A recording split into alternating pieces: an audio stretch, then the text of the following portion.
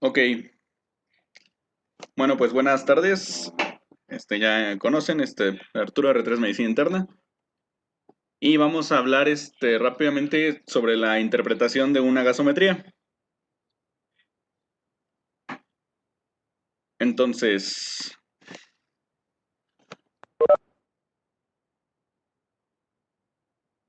bueno, en 1923,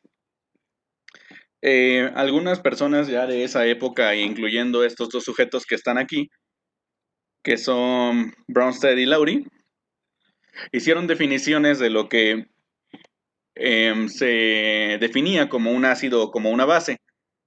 La definición aceptada actualmente, que es esta junto con la de Arrhenius y Lewis que ponen en algunos libros de fisiología, pero en lo personal se me hace más entendible esta, implica que un ácido es aquella sustancia que es capaz de donar hidrogeniones, disociarse y donar los hidrogeniones, y una base es una sustancia que es capaz de aceptar los hidrogeniones. Esto lo definieron en 1923. Hay varios artículos que hablan de si era bueno o no era bueno el modelo, pero finalmente estos son los modelos aceptados actualmente. Y también hay un concepto importante que tenemos que decir, que es el concepto de un amortiguador. El concepto del amortiguador es aquella sustancia que tanto puede donar como puede recibir hidrogeniones de manera reversible y que lo puede hacer las veces que sean necesarias dependiendo de una constante de disociación. A partir de ahí se han hecho varias cosas en las cuales se ha encontrado que la definición de lo que es el potencial de hidrógeno o el pH. El potencial de hidrógeno es una medida que se utiliza como una medida de logaritmo inverso que se realiza para estimar una cantidad pues bastante pequeña para ver la cantidad de hidrogeniones que tienen en el cuerpo ciertas sustancias. Entonces la fórmula es el negativo del logaritmo en la base 10 de la cantidad de hidrogeniones que tenemos en el plasma. Esta, esta situación sale de la concentración como tal de las dos sustancias que son los amortiguadores por excelencia y que están intercambiando rápidamente en el cuerpo, que son el bicarbonato y el CO2. Entonces, a partir de esto se pueden formar diversos ácidos y bases dinámicos que pueden estar formándose dependiendo de la sustancia del cuerpo en la que estemos trabajando. Esta ecuación que se encuentra, esta ecuación que se encuentra aquí, en la parte de abajo, es no sé si ven la plumita, bueno, la ecuación que se encuentra aquí en gris es la que corresponde a la ecuación de Henderson-Hasselbalch, que te dice que en una constante de de acuerdo a la constante de disociación de una sustancia, la concentración de bicarbonato y la concentración de CO2 va a ser la misma, logarítmicamente hablando. Entonces, dependiendo del pKa de la sustancia, que es la que tenemos aquí, es cuando vamos a tener nosotros el 50% de disociación de las dos moléculas. Ahora, ¿de qué nos habla el pH? El pH nos habla de la concentración de 1 por 10 a la menos 6, a la menos 7, a la menos 8, etcétera, cuando hablamos en base 10. Como vemos en esta tablita, un pH de 7 implica que tenemos 1 por 10 a la menos 7 de las cantidades de hidrogeniones. Entonces lo que vemos es que mientras más alto sea el valor del pH, o sea, más alcalino, menos concentración de hidrógenos vamos a tener. Si lo hiciéramos en base 2, saldría lo que viene en la parte blanca de la tablita. Eso es nada más como repaso de la fisiología básica de lo que tenemos de ácido base. Ahora, se atravesó aquí, pero bueno, existe ingreso y consumo de bicarbonato y de ácidos y bases como tal. En general, los sistemas que nosotros tenemos que evaluar son todos estos. Son el sistema de los riñones, el sistema, bueno, nefrourinario, el sistema pulmonar y como tal toda la distribución en los líquidos, en los diferentes líquidos corporales de los compartimentos, perdón. Entonces, nosotros se considera que de hidrogeniones ingerimos 20 milimol de hidrogeniones al día. Y estos 20 milimol de hidrogeniones, perdón, tenemos una captación neta de ese ácido de 30 milimol al día. A partir de aquí, del intestino se va a pasar al líquido extracelular. Entonces, en el líquido extracelular pasa y dependiendo de lo que tengamos, se va a filtrar por los riñones y se va a filtrar por intestino y por pulmón para nosotros tener en promedio un pH de 7.4 o un rango de 7.35 a 7.45, que sería lo ideal. Nosotros vamos a hacer utilización tanto de la excreción intestinal, de la excreción renal y de las compensaciones pulmonares que vamos a tener para mantener en el líquido extracelular un pH de 7.4. Entonces aquí tenemos que todo lo que se puede excretar depende de lo que nosotros queremos tener. De lo que nosotros, si queremos tener un pH de 7.4, los riñones van a excretar la cantidad de ácido que sea necesario o reabsorber la cantidad de bicarbonato que sea necesario para tenerla, y los pulmones por su parte van a tener una excreción de CO2 para con esto disminuir la cantidad de ácido por esa parte que nosotros podemos tener. La cantidad normal que en el día se expira son 15.000 milimol de CO2 al día. Parece que es muchísimo, pero en realidad eso es algo dinámico porque la cantidad que se obtiene por el metabolismo es prácticamente la misma. Entonces se mantiene un equilibrio por esta parte. Ahora, a nivel renal pues, suceden muchos fenómenos bastante importantes. Los túbulos, tanto el contorneo proximal, distal, el asa de Henle y el túbulo colector, todos los túbulos tienen participación en cuanto al equilibrio ácido-base. Entonces, lo primero que tenemos que ver es que de todo lo que nosotros tenemos, el 80% del bicarbonato que vamos a tener es reabsorbido en el túbulo contorneado proximal, y en la porción distal del túbulo contorneado proximal, en la porción recta, ahí vamos a tener una absorción del 20% restante. Entonces, ahí nosotros podemos tener eso y se puede volver a reabsorber en túbulo colector a partir de algunos iones con fosfato, con amonio y con amoníaco, con amonio, perdón, con amonio, con fosfato y y bueno, dependiendo del buffer que se pueda utilizar. Ahora, la idea con esto es que nosotros tengamos cada vez más ácida la orina. Mientras más ácida sea la orina, tienes más capacidad por regulación osmolar y por regulación de los canales que ahorita vamos a ver, capacidad de excretar la mayor cantidad de ácido posible. Entonces es una como es una autorregulación positiva porque si tú tienes el pH urinario ácido, puedes excretar más la cantidad de hidrogeniones posible. Ahora, a nivel de túbulo contorneado proximal ocurre el 99.9% de la reabsorción del bicarbonato que está en el cuerpo. Entonces, todo esto sale por el aparato del filtrado glomerular, por el glomérulo, y se reabsorbe el 99% de este. Entonces, de aquí hace uso de dos enzimas, la anidrasa carbónica. Esta anidrasa carbónica, hay una anidrasa carbónica que se encuentra en la luz tubular y hay otra anidrasa carbónica que se encuentra en el citoplasma de las células epiteliales del túbulo contorneado proximal. Básicamente lo que hacen estos es que transforman el bicarbonato y un ion hidrogenión para hacer ácido carbónico y posteriormente lo pueden volver a transformar en CO2 y agua. La segunda anidrasa carbónica vuelve a convertir eso en bicarbonato, regresa los hidrogeniones a los túbulos y reabsorbe el bicarbonato. Entonces esto hace una difusión desde el túbulo hacia el intersticio para poder recuperar todo el bicarbonato. Entonces estas enzimas son bastante importantes y lo hacen a nivel del túbulo contorneado proximal. Por otra parte, también en el túbulo contorneado proximal en la porción recta se pueden absorber por vía del ácido fosfórico y del ion fosfato del fosfato monovalente, se pueden absorber otra vez el bicarbonato. Aquí también se hace uso de la anidrasa carbónica. De la misma manera, utilizan el fósforo como un amortiguador para ponerle los hidrogeniones que vamos a quitarle nosotros al ácido carbónico que está en el citoplasma, y con esto poder obtener bicarbonato hacia el espacio intersticial y volver a aventar al espacio tubular los hidrogeniones, y en este caso lo puedes hacer con el buffer que es el fósforo. Entonces esto se hace también esto es un transportador que se llama NAPI, que es el transportador de sodio-fósforo, que se encarga de este transporte para poder utilizarlo de amortiguador. Ahora, Cuanto más bajo sea el pH de la orina, lo que tenemos va a estar más protonado y entonces la excreción de ácido va a ser mayor. Entonces la excreción de ácido a nivel renal puede ser por los siguientes amortiguadores, que son es el fosfato, el urato y la creatinina. Cada uno de estos tiene un pK. El pKa lo que decíamos era que a ese pH vamos a tener la mitad de la disociación de los dos, tanto ácido y base. Entonces, dependiendo de esto, es lo que vamos a ver. Entonces, el porcentaje del amortiguador protonado en un pH de 7.4, por ejemplo, en fosfato es 20, en urato es 2.5 y en creatinina es 0.4. Entonces, dependiendo de cuál sea el que estamos usando, lo que podemos ver es que el fosfato es bastante eficaz para protonarse y para poder servir como excretor de protones.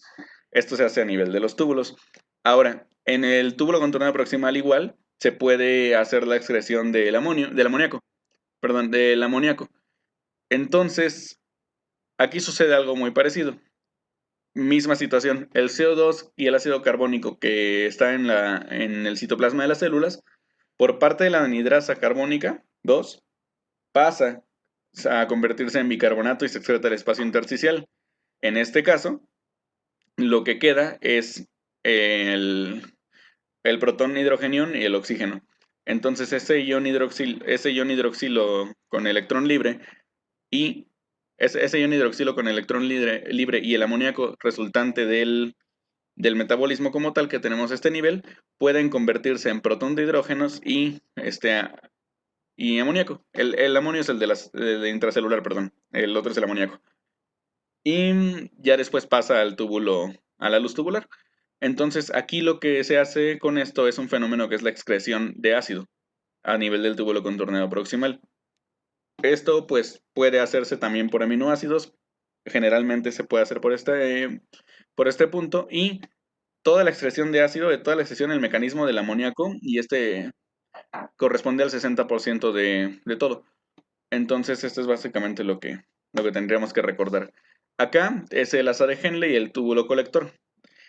Aquí hay dos cosas importantes. Hay dos receptores que están en el túbulo colector que son de la superfamilia de las proteínas RH, que es el RHBG y el RHCG, que estos se encargan también de hacer difusión del amoníaco, de los hidrogeniones que corresponden al amoníaco, para hacer su intercambio y dejar los protones de hidrógeno en la luz tubular. Entonces, básicamente es lo mismo, solo que la diferencia de estos es que el amonio puede ingresar a las células antes de irse al espacio intersticial por medio del transportador sodio-cloro, perdón, en la rama ascendente gruesa del asa de Henle, y este mismo se disocia en su protón y en el hidrogenión y pasa al espacio intersticial. Y en el túbulo colector, estos mismos hidrogeniones vuelven a pasar ahora por el transportador de bicarbonato cloro, que es un antiporte, pasan otra vez y pasan a partir de los receptores de la superfamilia de las RH para convertirse en CO2, pasan por otra nueva anhidrasa carbónica y nuevamente vuelven a excretarse el hidrógeno a la luz tubular. La verdad es un mecanismo complejo y es un mecanismo muy bonito el que se tiene, y todo esto pues nos lo hace el riñón. Entonces es importante entender esto porque cualquier afección renal que tengamos a nivel tubular nos puede generar desequilibrios ácido-base bastante fuertes.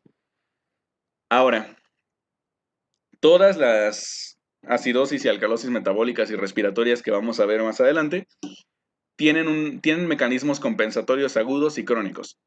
Entonces, dependiendo de esto en estas gráficas que tenemos acá, la primera gráfica habla de la compensación metabólica de la acidosis respiratoria. Entonces, lo que vemos aquí es, en una acidosis respiratoria que tenemos en el punto rojo, en el punto rojo A, solamente ese, no encuentro el señalador, pero en el punto rojo A, en este, ¿sí? Bueno, sí, se puede ver la flechita. Ok. En este punto rojo A tenemos un concepto de acidosis respiratoria. Ahora, la acidosis respiratoria en este momento tiene un pH de 7.2 aquí. Entonces no está compensada, ¿vale? Como no está compensada en este punto, cuando nuestra PSO2 aumenta, pasa nuestro pH a cambiarse hacia acá. Entonces, a partir de ahí empiezan los mecanismos compensatorios. Los mecanismos compensatorios, en este caso, dependen del bicarbonato, y cuando el bicarbonato va a aumentar, pasamos al punto A1, en el cual ya tenemos un 7.3 de pH y tenemos una compensación parcial, pero conforme va aumentando más, aumento de los buffers y entre ellos el bicarbonato, por ejemplo aquí tenemos un 48 de bicarbonato en el punto máximo, tenemos una compensación completa, una compensación perfecta que maneja aquí en 7.4 o en el rango de 7.35 a 7.45 del pH. Estos son los mecanismos de compensación que se tienen. Es el CO2 con el bicarbonato para las respiratorias. Y en el caso de una alcalosis respiratoria, ahí va diferente. En la alcalosis respiratoria lo que tenemos es que de un inicio, el detrimento en la concentración de CO2 va a llevarnos a un pH de 7.6, más o menos quedaría aquí. Entonces un pH de 7.60 que tenemos acá en el punto B va a empezar a compensar en este momento con la disminución de este buffer que es el bicarbonato, hasta llevarnos a una compensación completa en el punto B2 que ya alcanza el 7.4. Entonces, eso es básicamente lo que hacen los mecanismos compensatorios a nivel renal y a nivel respiratorio. Es solo un brevario, nada más. Ahora, en acidosis metabólica, el punto negro que dice inicio aquí es donde está como las condiciones normales. Aquí podemos ver que si nos vamos a una acidosis metabólica, perdón, tenemos un descenso en la concentración de el bicarbonato que nos lleva aquí al punto C. Este punto C es una acidosis metabólica con un pH de 7.25 que tenemos aquí, el cual va a tener una compensación parcial inicialmente hacia acá. Esta compensación parcial la vamos a tener con CO2 y hasta que tenemos la compensación perfecta aquí, que tenemos una PCO2 alta. Entonces, esa es la razón por la cual nosotros tenemos que estimar, que más adelante lo vamos a ver, el PCO2 esperado para el bicarbonato que tenemos, para ver si alcanza la compensación o si aparte tenemos otro mecanismo encima, otro trastorno mixto encima. Y en la alcalosis metabólica tenemos el punto de inicio de aquí. Cuando se va a la alcalosis metabólica, en este punto, la CO2 inicial va a aumentar, ¿vale? Va a aumentar para tratar de compensar una alcalosis metabólica que tenemos acá. En este punto, el bicarbonato se encuentra elevado, generándonos una alcalosis metabólica, y para tener una compensación parcial y total, tenemos que hacer uso de la PCO2. Para esto, en este caso, de acuerdo a esto, vamos a tener la estimación de la PCO2 esperada para el pH que tenemos para estimar la compensación respiratoria de la alcalosis metabólica. Entonces, de acuerdo a eso, bueno, como brevario, ¿cuánto es lo que tenemos nosotros que tener de hidrogeniones? El líquido extracelular como tal va a tener su cantidad de hidrogeniones en equilibrio determinada por la cantidad de CO2 o la presión de CO2 que tengamos aquí y el bicarbonato en el líquido extracelular. Generalmente esto se estima en el líquido plasmático de la sangre, entonces ahí es donde se va a hacer estas mediciones. Ahora, una PCO2 de 40 o 32.4 en el caso de la Ciudad de México y un bicarbonato de 24 nos permite estimar que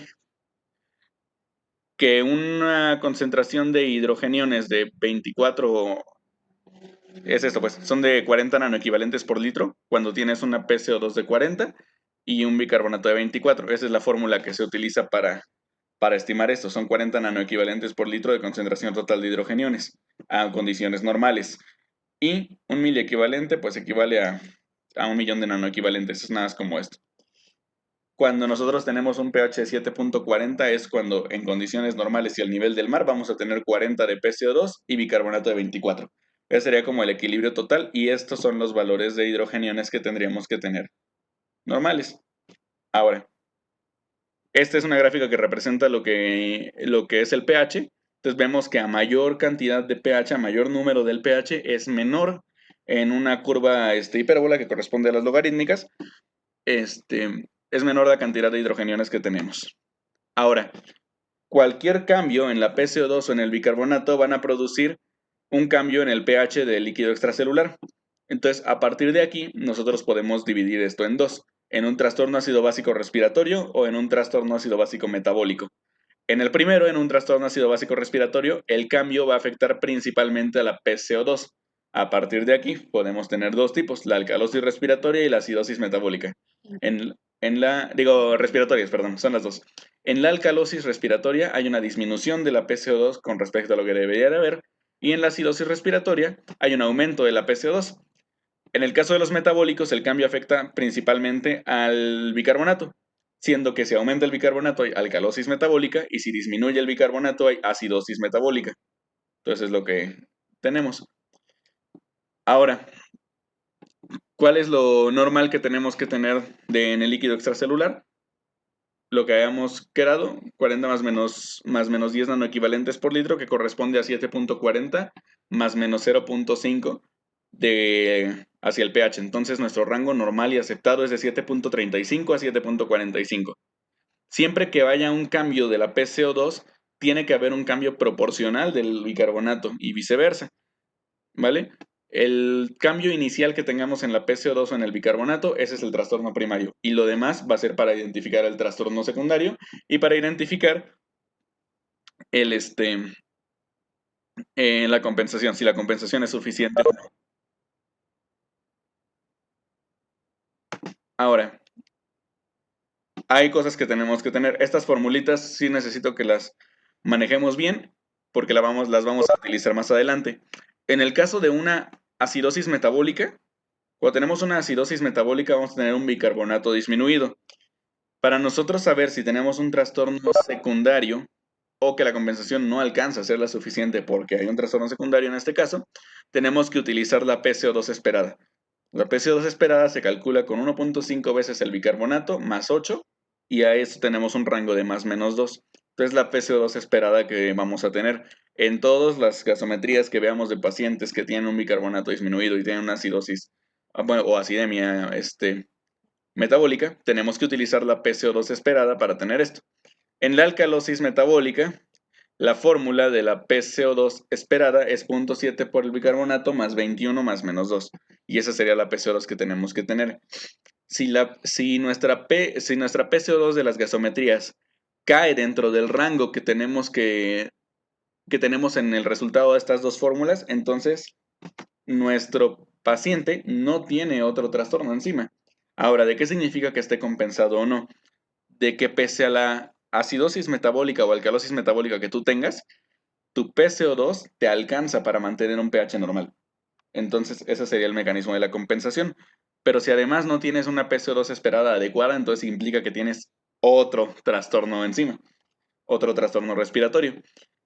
Y en la acidosis respiratoria aguda hay otras cosas que tenemos que tener. Cuando tenemos una PCO2 elevada, lo que tenemos que sacar es el pH esperado. ¿A qué se refiere con esto? Que cada cambio del pH va a ser el cambio de PCO2 por 0.008. Entonces la fórmula del pH esperado para la PCO2 que tenemos es la multiplicación de 0.008 por la diferencia de PCO2 menos 40. Se recomienda que eso lo adaptes al nivel del mar, por lo tanto en la Ciudad de México tendríamos que usar 32.4 en lugar del 40 que está ahí.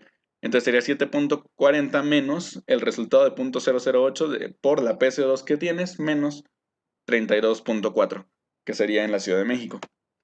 En la alcalosis respiratoria aguda se utiliza lo mismo, si se dan cuenta, es exactamente la misma fórmula que tenemos en la acidosis respiratoria. Lo que hace es que invierte nada más el 40 y la PCO2. Exactamente la misma fórmula, solo que la invierte. ¿Por qué? Pues porque es el trastorno contrario. Por eso la invierte. Entonces 7.40 más el resultado de 0.008 por 40 menos la PCO2 que tengas en tu gasometría. Y en las crónicas, aquí cambia, porque cuando es una acidosis respiratoria crónica, el cambio del pH no es tan brusco con respecto al cambio de la PCO2. Entonces aquí son las mismas fórmulas que vimos hace rato, solamente que en lugar de ser 0.008 es 0.003. Entonces, nada, es como recordando, en las metabólicas tenemos que sacar la PCO2 esperada con estas fórmulas que se encuentran aquí, 1.5 o 0.7 por el bicarbonato, más 8 más menos 2 en el caso de la acidosis, o más 21 más menos 2 en el caso de la alcalosis metabólica, y en las respiratorias tenemos que ver si es aguda o es crónica. Si es aguda, la constante que vamos a usar es 0.008. Si es crónica es 0.003, y va a ser la resta del pH del producto del pH ideal, que es 7.40, menos el producto de la PCO2 menos 40 o 40 menos la PCO2, dependiendo de si estemos en acidosis o en alcalosis. Estas se las voy a pasar, estas son para que las tengan y tienen que practicarlas muchísimo para que se les queden de memoria. Ahora, en una acidosis metabólica, normalmente tenemos que ver qué onda con esa PCO2. Si nuestra PCO2 esperada que tenemos es igual que la que medimos, que la que aparece en la gasometría, o al menos en el rango que debería aparecer, entonces aquí implica que tienes una respuesta compensatoria respiratoria adecuada siempre y cuando tengas el pH normal. Estamos hablando de acidosis. Si te pega el pH, ya entonces sería acidemia y ahí ya tendrías que buscarle otras cosas encima. Si la PCO2 medida es mayor que la esperada de acuerdo a la fórmula de la acidosis metabólica, entonces eso implica que tienes una acidosis metabólica con acidosis respiratoria asociada y generalmente eso nunca va a tener un pH normal, pero puede ser. Y la PCO2 medida menor que la esperada implica que tenemos acidosis metabólica primaria con alcalosis respiratoria asociada, que puede ser o no compensatoria, dependiendo de si logras tener un pH normal o no. Entonces, así es como tendríamos que nosotros interpretar las gasometrías. Acidosis metabólica primaria con alcalosis respiratoria asociada. En la alcalosis metabólica, si tenemos una PCO2 medida igual a la esperada, entonces está compensada siempre y cuando tengamos el pH ya en rangos normales. O, en todo caso, no hay otro trastorno, solamente no está compensada ya. Solamente está compensada, pero no hay otro trastorno encima. Si la PCO2 medida es mayor a la esperada, entonces tenemos una alcalosis metabólica primaria con acidosis respiratoria asociada. Si es la PCO2 mayor, acuérdense que PCO2 alta implica acidosis respiratoria. Y si la PCO2 medida es menor a la esperada, entonces tenemos una alcalosis metabólica primaria con alcalosis respiratoria asociada. Podemos tener las dos. Entonces sería cuestión de eso. PCO2 baja es alcalosis respiratoria, generalmente, si está asociada a una alcalosis metabólica, ¿vale? De acuerdo a la fórmula que vimos hace ratito. Esta gráfica está muy bonita porque nos enseña el bicarbonato, el pH y la PCO2. Entonces, dependiendo de la cantidad de PCO2 que tengamos o la cantidad de bicarbonato y si le pega o no le pega al pH, entonces nosotros podemos tener de acuerdo a esto el rango normal, que es el círculo de aquí en medio, y la acidosis respiratoria crónica que tenemos nosotros con una PCO2 elevada, pero con un bicarbonato súper elevado que mantiene una compensación adecuada, lo que vemos aquí, una acidosis respiratoria aguda, que sería esta parte de acá, en la cual la PCO2 está elevada, pero el bicarbonato no alcanza para mantener un pH adecuado, por lo tanto la mantendríamos aquí en 7.20, que es acidemia respiratoria en este caso. Y por el otro lado, tenemos la alcalosis respiratoria aguda, en la cual la PCO2 es muy baja, pero el bicarbonato no ha alcanzado a compensar y el pH se mantiene en 7.6, muy alcalino. Y en la crónica, que el pH sí se compensa, porque la PCO2 ya logró compensar el bicarbonato, ya bajó, disminuyó el bicarbonato y logró compensar la PCO2 que teníamos, ¿no? Entonces aquí teníamos una alcalosis respiratoria crónica y en este caso están compensadas. En cuanto a las metabólicas, tenemos acidemia metabólica en estos casos, que tenemos un bicarbonato muy muy bajo, pero la PCO2 no ha disminuido para mantener un pH normal y nos tiene un pH ácido, ¿vale? En este caso sería una acidemia metabólica. Y aquí el caso contrario, ¿no? Tenemos una alcalemia metabólica en el cual el bicarbonato está muy alto, pero la PCO2 no ha logrado compensar esta parte y por lo tanto el pH se mantiene alcalino. Y estos son los rangos normales. Este esquema es pues la verdad está muy bonito, se parece al iconito de Vive sin drogas y pues está bastante interesante porque nos permite ver como tal cómo se comportan dinámicamente todos los trastornos ácido base que vamos a tener. Entonces, pues nosotros tenemos que si el buffer y el bicarbonato si el bicarbonato, perdón, y la CO2 son nuestros amortiguadores que tenemos dinámicos, dependiendo de la frecuencia respiratoria, dependiendo de la regulación renal y dependiendo de los buffers intracelulares, vamos a tener nosotros cualquier paso hacia cualquiera de los dos lados. Entonces podemos ver aquí, si tenemos una acidosis respiratoria en la cual la CO2 está incrementada, entonces esta acidosis respiratoria lo que va a hacer es estimular nuestros centros respiratorios a nivel del tallo cerebral y va a aumentar la tasa, la frecuencia respiratoria. Esto lo va a hacer con aras de incrementar el pH para barrer este CO2.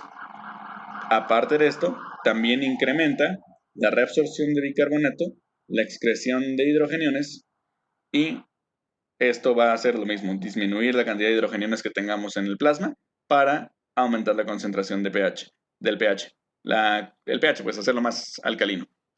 Estos son nuestros mecanismos compensatorios. En el caso de la acidosis metabólica, nuevamente nos va a dar una hiperventilación, nos va a dar como primera respuesta para mantener el pH elevado. Y una alcalosis metabólica nos va a hacer que haya disminución de la absorción de bicarbonato y disminución de la excreción de hidrogeniones para que nosotros tengamos una disminución del pH. Y por otro lado, disminución de la frecuencia respiratoria para de igual manera disminuir el pH y caso contrario con la alcalosis respiratoria, ¿no? Entonces estos son mecanismos bastante bonitos, es un esquema muy bonito que nos habla de la fisiopatología de los mecanismos compensatorios. Entonces, para el control ácido básico, esto ya lo vimos, no va a saltar. Las causas clínicas. Las causas clínicas como tal de la acidosis respiratoria que veíamos que se da por un aumento de la PCO2 van a ser generalmente disminución de la ventilación alveolar, disminución de la capacidad de difusión pulmonar o desequilibrios de ventilación-perfusión. Obviamente la intoxicación con monóxido y con CO2 también, pero estas serían como las causas clínicas más comunes que tenemos que buscar. En la alcalosis respiratoria, que es una disminución de la PCO2, aquí tendríamos como causas clínicas aumento de la ventilación alveolar causado por hipoxia, causado por ansiedad, causado por lo que ustedes quieran, que incremente la frecuencia respiratoria y que tengamos un barrido excesivo de la PCO2. También la intoxicación por salicilatos te implica una disminución de la PCO2. Y bueno, lo que vamos a tener aquí con flechitas, lo que menciona acá, son los cambios como rápidos que vamos a tener en la gasometría. pH alcalino con bicarbonato disminuido y con PCO2 disminuida tenemos una alcalosis respiratoria, ¿no? En el caso de la acidosis respiratoria, pH disminuido con aumento del bicarbonato y con la PCO2 aumentada. En el caso de la acidosis metabólica, esta generalmente se va a dar porque hay ácidos que no son ácido carbónico que se acumulan en el organismo o porque tienes algo que te esté eliminando todas las bases del cuerpo. Generalmente esto no va a tener nada que ver con la PCO2, pero vamos a tener los mecanismos que es por disminución de la secreción urinaria de hidrogeniones, cetoacidosis, que ahorita vamos a ver un poquito más de eso, acidosis láctica en el caso de Choquev, y pérdida de bicarbonato, que eso se puede dar, por ejemplo, en los pacientes que tienen diarrea. Y inicialmente no va a cambiar la PCO2, va a disminuir el bicarbonato y va a disminuir el pH. Ya después, como mecanismo compensatorio, va a cambiar la PCO2. Y en la alcalosis metabólica, aquí es porque nosotros tenemos adición de álcali o eliminación de ácidos que no son el ácido carbónico. En este caso, puede ser por una sobrecarga de bicarbonato, por pérdida de hidrogeniones y también por diuréticos. Que eso lo vamos a ver mucho en los pacientes hospitalizados, particularmente los que tenemos con furosemide, pueden hacer una alcalosis metabólica porque por lo que habíamos visto hace rato del transportador en el asa de Henle, también esos diuréticos hacen que aumente la concentración plasmática de bicarbonato y por lo tanto tengas una alcalosis metabólica. Entonces, hay un artículo pues del 2012 que a mí me parece muy entendible como para tenerlo rápido y para tener como claro qué es lo que vamos a hacer, que lo divide en etapas, de hecho es de la revista del Seguro Social. Entonces, habla de un método escalonado de interpretación ácido básica, que a mi parecer me parece bastante sencillo. Y bueno, la etapa 1 es identificar el trastorno primario. Para identificar el trastorno primario es buscar el pH y la PCO2 alterados. Si están alterados cualquiera de esos, entonces ya decimos, ok, tiene una alteración ácido básica. Entonces hay que identificar las direcciones. Ahora, si las dos cambian de manera igual, o sea, si el pH y la PCO2 aumentan o disminuyen las dos, entonces estamos ante un trastorno metabólico. Si son opuestas, uno disminuye y el otro aumenta, entonces es un trastorno respiratorio. Y si están normales, entonces puede ser un mixto o a lo mejor no tiene nada. Hay que ver qué es lo que tiene. Entonces, en esta primera etapa 1 vamos a identificar el trastorno primario y le vamos a poner atención al pH y a la PCO2. ¿Vale? Etapa 2. Hay que identificar la respuesta compensadora. Ahora, para esto tenemos que ver qué trastorno primario tenemos. En esta parte, si la PCO2 y el pH están disminuidos, o sea, está el pH ácido con PCO2 baja, entonces lo que tenemos es un trastorno metabólico con dirección igual, entonces es una acidosis metabólica. Si nosotros tenemos una PCO2 alta con pH alcalino, o alto, como lo quieran ver, tenemos una acidosis respiratoria. Si nosotros, porque son direcciones acá, ¿no? Y si son normales, bueno, vamos a buscar si es un mixto. Entonces, en el caso de acá, si nuestro trastorno ácido básico primario es metabólico, lo que habíamos visto que teníamos una dirección igual de pH y de la PCO2, entonces vamos a utilizar el bicarbonato para saber la PCO2 esperada. Si nuestro trastorno ácido base es respiratorio, hay que usar la PCO2 para ver un pH esperado. Entonces, a partir de acá tenemos las dos vertientes. Suponiendo que tenemos una acidosis metabólica, primaria, vamos a utilizar el bicarbonato para ver la PCO2 esperada. Si la PCO2 que nosotros tenemos en nuestra gasometría es menor que la PCO2 esperada por la fórmula de bicarbonato por 1.5 más 8 más menos 2, que se llama la fórmula de Winters, esa, entonces nosotros tenemos una alcalosis respiratoria asociada. Si nuestra PCO2 medida es mayor que la esperada, de acuerdo a esa fórmula de Winters, entonces es una acidosis respiratoria asociada y tenemos un trastorno mixto ácido, los dos. Y si el trastorno ácido base es respiratorio de primera instancia, entonces utilizamos la PCO2 para el pH esperado. De esta forma, si el pH medido es menor que el esperado para verlo, entonces tenemos una acidosis metabólica asociada. Y si el pH medido es mayor, tenemos una alcalosis metabólica asociada. ¿Vale? Y la etapa 3, la brecha aniónica. La brecha aniónica como tal nos habla para saber cuántos ácidos no medibles podemos tener en el organismo. La cuestión aquí es que hay muchas causas de acidosis, metabólica por ácidos, acumulación de ácidos que no son medibles y que no puedes determinar por una gasometría. Llámense cetonas, llámense lactato, llámense salicilato, el que ustedes quieran. Entonces, para esto nosotros en el contexto de una acidosis metabólica, nada más, vamos a utilizar la brecha aniónica en este caso. Ahora, lo normal es que este anion gap se ajuste a la albúmina que tengas. Entonces es 0.25 por la diferencia de 4 menos la albúmina que tenga el paciente por 0.25 y le sumas el anion gap que tú calculaste.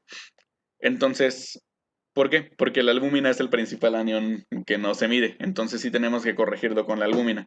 ¿Cuál es el punto de corte? ¿Vale? Y la fórmula. La fórmula que se utiliza es el sodio menos la suma del cloro más el bicarbonato. No se utiliza el potasio porque en realidad el valor del potasio como tal se considera como despreciable porque su concentración extracelular es muy baja con respecto a la intracelular. Entonces la fórmula que se utiliza más comúnmente es el sodio menos la suma del cloro más el bicarbonato. Y a partir de aquí tenemos un punto de corte. El punto de corte del anion gap y el anion gap normal es de 12.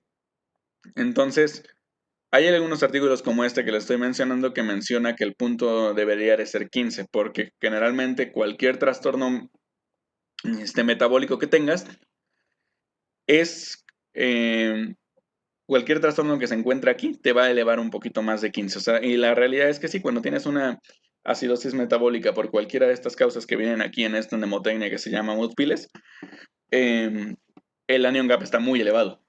Entonces, si el punto de corte, lo normal es de 8 a 12, pero puedes utilizar como punto de corte un poquito más para irte hacia cualquiera de esas causas importantes. Entonces, bueno, esa es la fórmula que tenemos. Esa fórmula sí incluye el potasio, pero quedamos que el potasio realmente el valor es bastante despreciable y no implicaría alguna otra cuestión.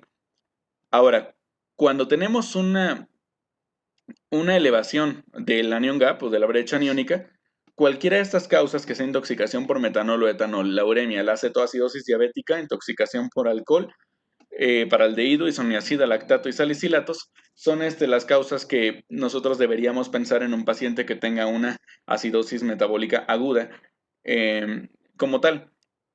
Ahora, en el caso de que nuestro anion gap sea normal y tengamos una acidosis metabólica, entonces habría que ver si nosotros tenemos un anion gap normal, hay que ver si no son causas renales generalmente o es por hipercapnia y ya se recuperó y por eso tenemos nuestro anion gap normal.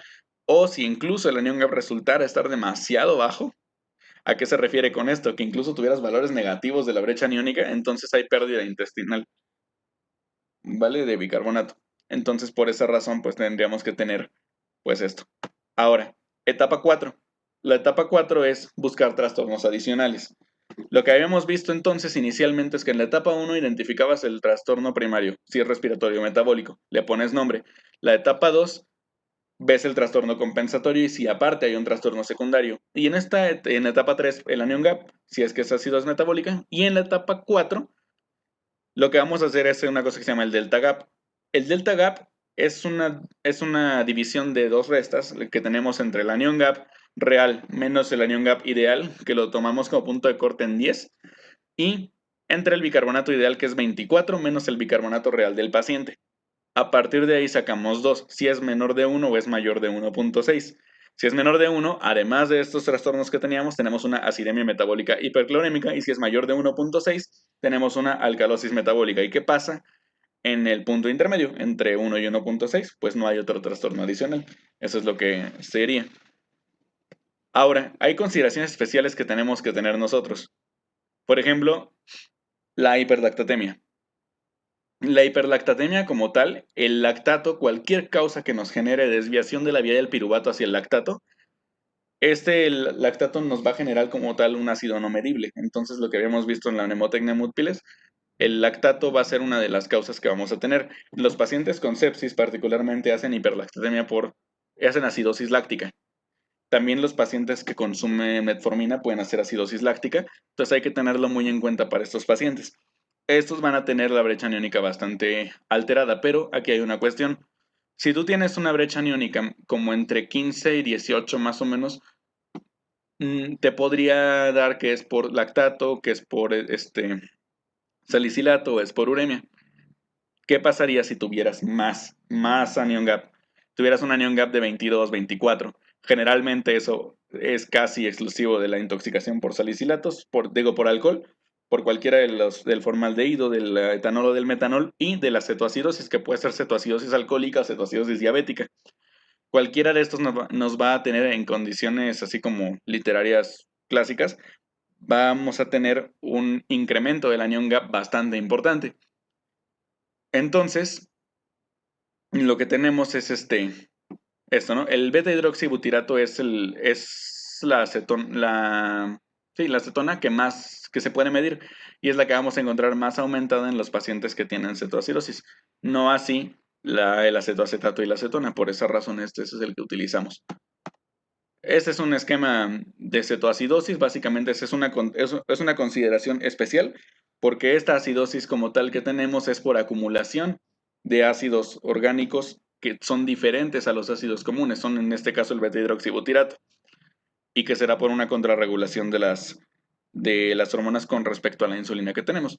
Entonces, a partir de acá, ¿qué es lo que me interesa que veamos de esto?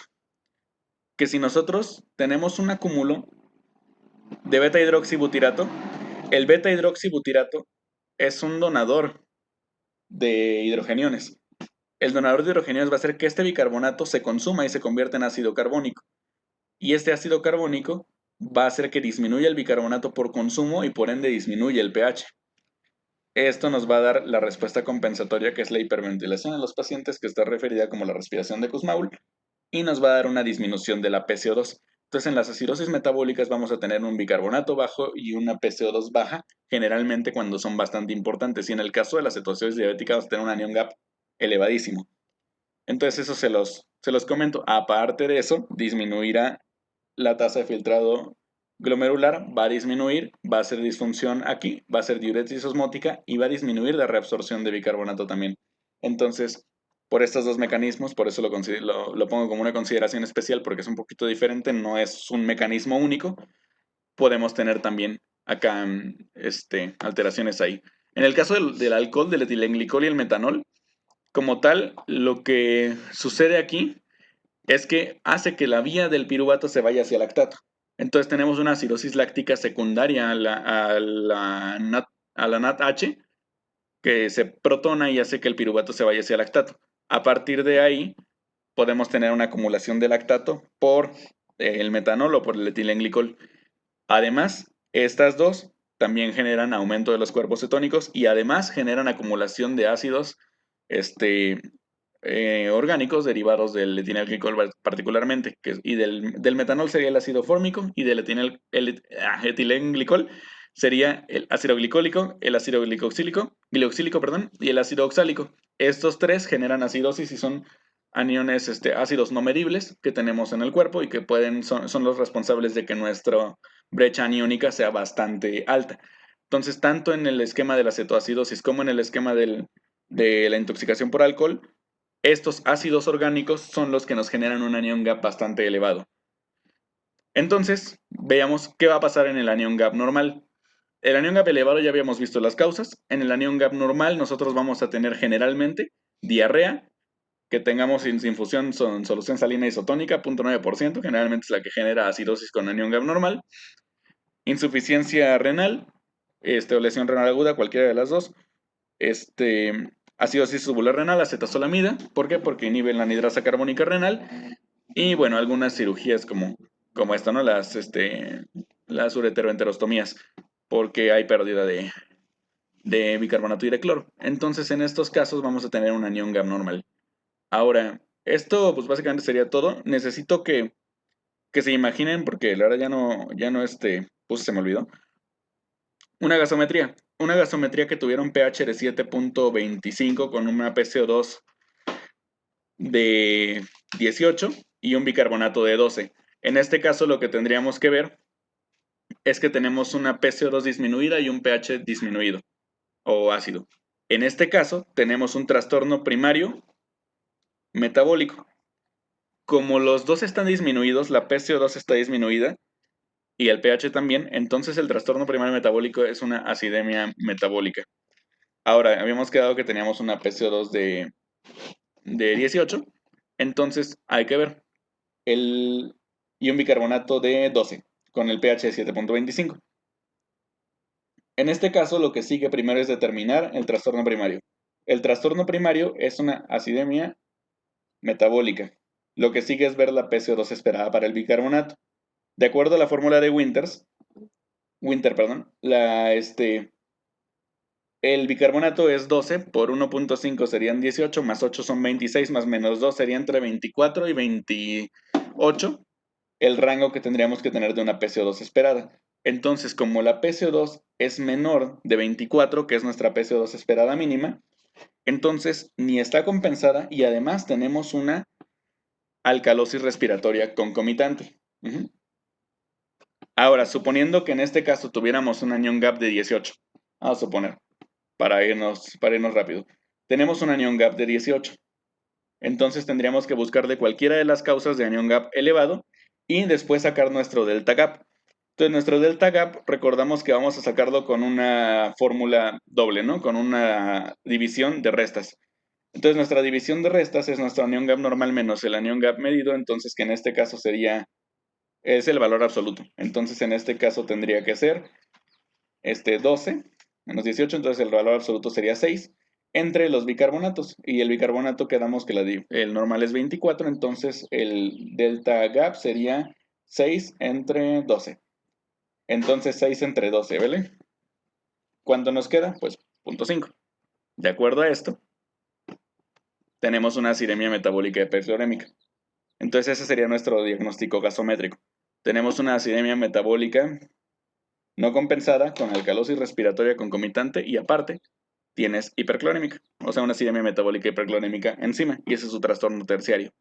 Básicamente así es como se tiene que hacer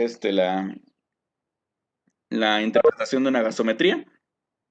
Mm, no sé si tengan alguna duda, en realidad es hacerlo con muchos ejercicios para que lo tengan más claro.